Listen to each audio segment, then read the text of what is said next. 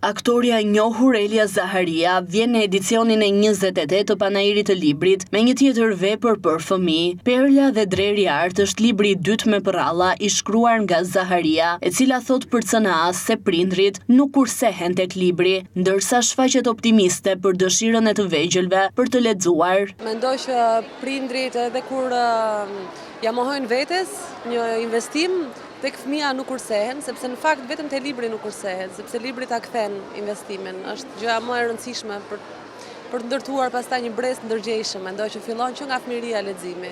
Kështu që unë shikoj optimist panairin, kam qenë këtu që ditën e parë dhe besoj do qëndroj deri në ditën e fundit dhe më frymëzojnë shumë fëmijët që vinë dhe dinë se çfarë duan, e njohin pak a shumë letërsim për fëmijë dhe dinë të zgjedhin, është shumë e rëndësishme.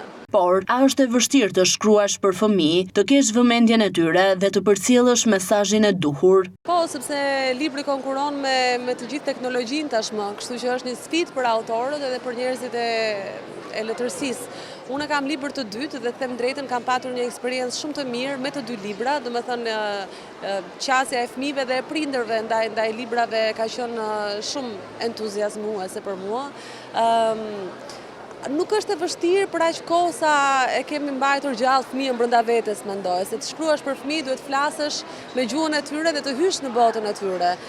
Sigurisht që për një njeri i cili nuk e ka kultivuar, si thua, fantazinë apo atë pjesën fluturake fëminore, bëhet më e vështirë. Unë kam mbajtur të gjallë këtë lidhje edhe nëpërmjet prallave, po edhe nëpërmjet natyrës time, edhe nëpërmjet misionit që përmban krijimtaria për fëmijën e vetvete, sepse përpos pjesës argëtuese është një mision.